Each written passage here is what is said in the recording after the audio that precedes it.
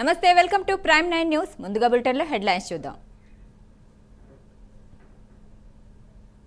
ఉత్తరాది రాష్ట్రాలకు వర్షాలు అతలాకుతలం చేస్తున్నాయి. జమ్మూ కాశ్మీర్లోని పలు ప్రాంతాల్లో క్లౌడ్ బర్స్ట్ అయింది. రియాసీలో కొండ చర్యలు విరిగిపడి 7 మృతి చెందారు. ఇక రాంబన్లో కూడా క్లౌడ్ బర్స్ట్ కావడంతో 3 మృతి చెందారు. ఇక పంజాబ్లో వరదల కారణంగా 250 గ్రామాలు ధ్వంసమయ్యాయి.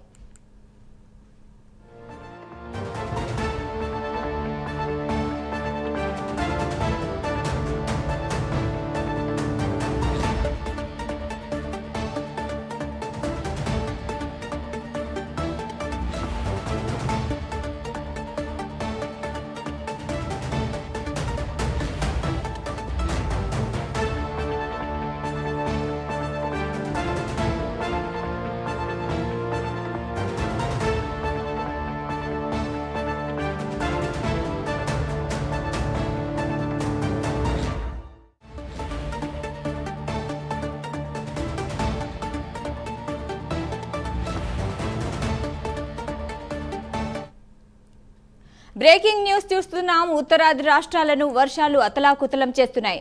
జమ్మూ కాశ్మీర్లోని పలు ప్రాంతాల్లో క్లౌడ్ బర్స్ట్ అయింది. రియాసీలో కొండ చర్యలు విరిగిపడి 7 మృతి చెందారు. ఇక రాంబన్లో కూడా క్లౌడ్ బర్స్ట్ కావడంతో 3 మృతి చెందారు. ఇక పంజాబ్లో వరదల కారణంగా 250 గ్రామాలు ధ్వంసమయ్యాయి.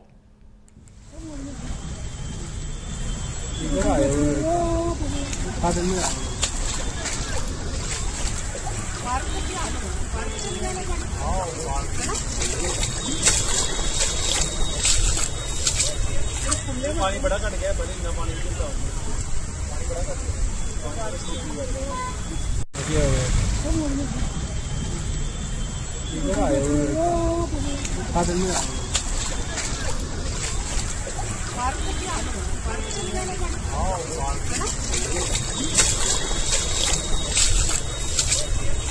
पानी बड़ा कट गया बड़ी ना पानी गिरता पानी बड़ा कट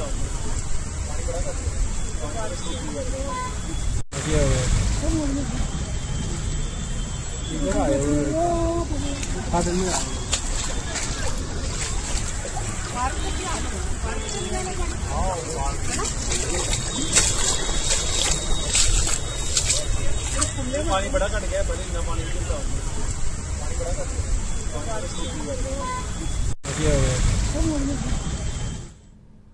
ఇక ఇదే అంశంపై మా నేషనల్ బ్యూరో చీఫ్ కళ అందిస్తారు. కళ చెప్పండి, క్లౌడ్ బర్స్ట్ కారణంగా అక్కడ ఎటువంటి సంపద నష్టమైంది, ఇంకా అధికారులు ఏ హెచ్చరికలు జారీ చేస్తున్నారు? ఉత్తర భారతదేశం అంతా కూడా ప్రకృతి బీభత్సంతో కూడా మొత్తం అల్లకల్లోలమైనటువంటిది. అన్ని జిల్లాలు అంటే ప్రతి జిల్లా జమ్మూ కాశ్మీర్లో అని కాకుండా అటు అన్ని రాష్ట్రాలు కూడా ఉత్తరాఖండ్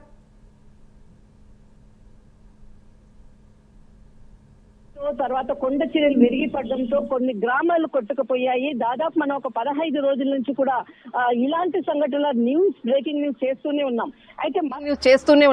అయితే మరొకసారి ఈ రోజు ఉదయం జమ్మూ కాశ్మీర్ ప్రాంతానికి రాంబాగ్ జిల్లా అంటే ఇదంతా కూడా చాలా కొండ చర్యలు విరిగిపడడానికి ఎక్కువగా స్కోప్ ఉండేటటువంటి ఏరియా. మనం గతంలో ఆపరేషన్ సింధూర్ సమయంలో అక్కడ మనం ఎక్స్క్లూజివ్ గా ఇండియా పాకిస్తాన్ వాటర్ ఆపినటువంటి ప్రాజెక్ట్ మనకి ఏదైతే మెయిన్ ప్రాజెక్ట్ ఉంటుందో ఇది రాంబాగ్ జిల్లాలోనే ఉంటుంది. ఆ ప్లేస్ లోకి మనం ఎక్స్క్లూజివ్ గా వెళ్ళాం కాబట్టి అక్కడ పరిస్థితి ఏంటిది, ఆ రోడ్డు ఎలా ఉంటుంది అని అంటే చాలా క్రిటికల్ గా ఒక చిన్న లోయలా ఉంటుంది. ఆ లోయ గుండగా వెళ్ళాలి. ఆ తర్వాత ఆ కొండ చర్యల మధ్యనే కొన్ని గ్రామాలు ఉంటాయి. దాదాపు ప్రతి గ్రామంలో కూడా ఒక 50 నుంచి ఒక 100 నివాసాలు ఉండేటటువంటి చిన్న చిన్న గ్రామాలు. అలాంటి గ్రామాలు క్లౌడ్ బర్స్ట్ తోటి దాదాపు మనకు అందుతున్నటువంటి సమాచారము ఇప్పటి వరకు కూడా దాదాపు 8 గ్రామాలు గల్లంతైనట్లు కూడా అందుతున్నటువంటి సమాచారము. అయితే మనకి శ్రీనగర్ నుంచి రాంబాగ్ కు దాదాపు 136 కిలోమీటర్ల దూరం ఉంటుంది.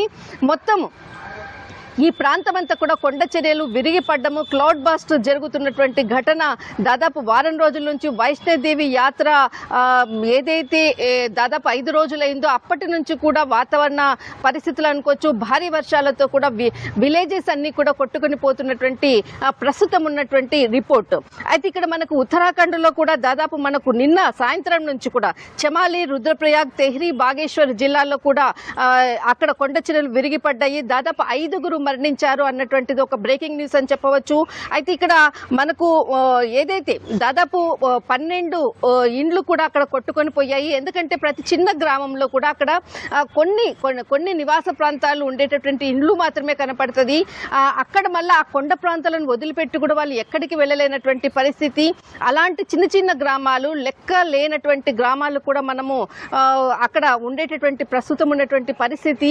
కానీ ఈ కొండ చర్యలు విరిగి పడడంతో ఎవరు ఆ ఇళ్లలో ఎంతమంది ఉన్నారు, ఎన్ని ఇండ్లు గల్లంతైనాయని కూడా ఒక లెక్క తేవడం కూడా చాలా కష్టమైనటువంటిది. కానీ ఒక బ్రేకింగ్ అని చెప్పవచ్చు. జమ్మూ కాశ్మీర్ లో ప్రస్తుతం ఉన్నటువంటి ఏదైతే వాతావరణ పరిస్థితులకు అక్కడ కేంద్ర హోంశాఖ మంత్రి అమిత్ షా కూడా అంటే దాదాపు 24 గంటల్లో అక్కడకు పర్యటన కూడా బయలుదేరుతున్నారు అన్నటువంటిది ఒక బ్రేకింగ్ న్యూస్ అని చెప్పవచ్చు. దాదాపు మనకు 774 ఇండ్లు కూడా గల్లంతైనాయి, కూలిపోయాయి అన్నటువంటిది ఇక్కడ ఇన్ఫర్మేషన్ చెప్పవచ్చు. వారణాసిలో దాదాపు ఘాట్లు, మనకు వారణాసి వెళ్ళాలి అంటే ఖచ్చితంగా ఘాట్లలో చాలా ముఖ్యంగా పవిత్ర స్నానం చేసేటటువంటిది ఆ ఘాట్లు 84 ఘాట్లు ఇప్పుడు కనిపించకపోయాయి అన్నటువంటిది ఒక బ్రేకింగ్ న్యూస్. ఇలాంటి ప్రస్తుతం ఉన్నటువంటి పరిస్థితుల్లో ఉత్తరాఖండ్ కానీ, ఉత్తరప్రదేశ్ కానీ, జమ్మూ కాశ్మీర్ కానీ, రామ్బాగ్ జిల్లా కానీ వైష్ణోదేవి యాత్ర ఇప్పటికి 5 రోజులైంది. అంటే యాత్రకు సంబంధించింది కూడా నిలుపుదల చేశారు. భారీ వర్షాలు, కొండ చర్యలు, క్లౌడ్ బాస్, ప్రతి గంటకి ఏమవుతుంది అన్నటువంటి ఒక భయాందోళనతో మాత్రము ఉత్తరాదిలో ఉన్నటువంటి ప్రజలు, అది ఒక మనకు నియంత్రణ రేఖకు దగ్గరగా ఉండేటటువంటి ప్రాంతాలు, ఇటు పంజాబ్ కానీ, రాజస్థాన్ కానీ, తర్వాత మనకి ఎక్కువగా హిమాచల్ ప్రదేశ్, సిమ్లా, కులు, మనాలి ఈ ప్రాంతాలంతా కూడా వరద బీభత్సంతో అతలాకుతలమైనటువంటి ప్రస్తుతం ఉన్నటువంటి పరిస్థితి. సైదా, థ్యాంక్ యూ కళ.